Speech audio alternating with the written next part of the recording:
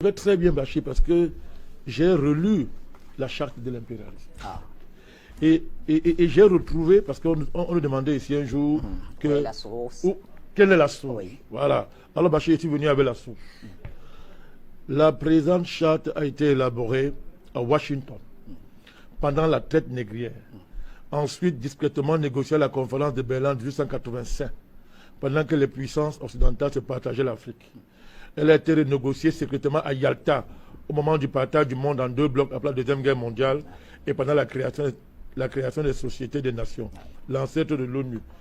Bachir, la source de ce document, je vous le dis, c'est le musée de Tervuren.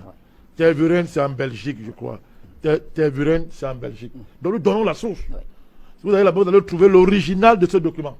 Parce que quand on parle ici, on dit non, il n'y a pas de preuve. Voici la preuve. Donc on donne les sources de l'origine. Là, premièrement, regardez.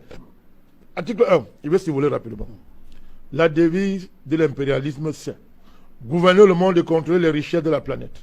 Notre politique est de diviser pour mieux régner, dominer, exploiter et piller pour remplir nos banques et faire d'elles les plus puissantes du monde. Article 2 de la charte. Aucun pays du tiers-monde ne constitue un État souverain et indépendant. Article 3. Tout pouvoir dans le tiers-monde émane de nous. Nous les exerçons par la pression sur les dirigeants qui ne sont que nos marionnettes. Aucun organe du tiers-monde ne peut s'en attribuer l'exercice. Tous les pays du tiers-monde sont divisibles et leurs frontières déplaçables selon notre volonté. Le respect de l'intégrité territoriale n'existe pas pour le tiers-monde. On va arrêter de Il y a combien d'articles à peu près? Non, c'est beaucoup. Je survole, rappelez-vous. Tout pouvoir et gouvernement établi par nous est légal, légitime et démocratique. Article 6. Mais tout autre pouvoir ou gouvernement qui n'émane pas de nous est illégal, illégitime et dictatorial, quelle que soit sa forme et sa légitimité. Tout pouvoir qui oppose la moindre résistance à nos injonctions perd par le fait même sa légalité, sa légitimité et sa crédibilité. Il doit disparaître. Article 11. La liberté d'expression, la liberté d'association et les droits de l'homme n'ont de sens que dans le pays où les dirigeants s'opposent à notre volonté. Bachir, écoutez très bien. Article 17, je saute. Notre aide doit être accompagnée de recommandations fortes de nature à empêcher et briser toute action de développement des pays du tiers-monde. Article 18. Nos armées doivent toujours être plus fortes et plus puissantes que les armées des pays du tiers-monde. La limitation et l'interdiction d'armes de destruction massive ne nous concernent pas, mais les autres.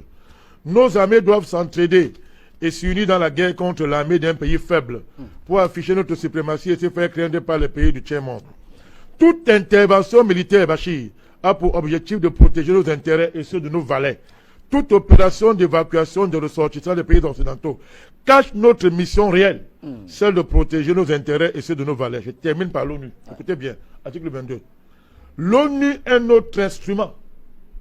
Nous devons l'utiliser contre nos ennemis et les pays du tiers-monde pour protéger nos intérêts. Article 23. Notre objectif est de déstabiliser et détruire les régimes qui nous sont hostiles et installer nos marionnettes sous la protection de nos militaires, sous la couverture des mandats des forces de l'ONU.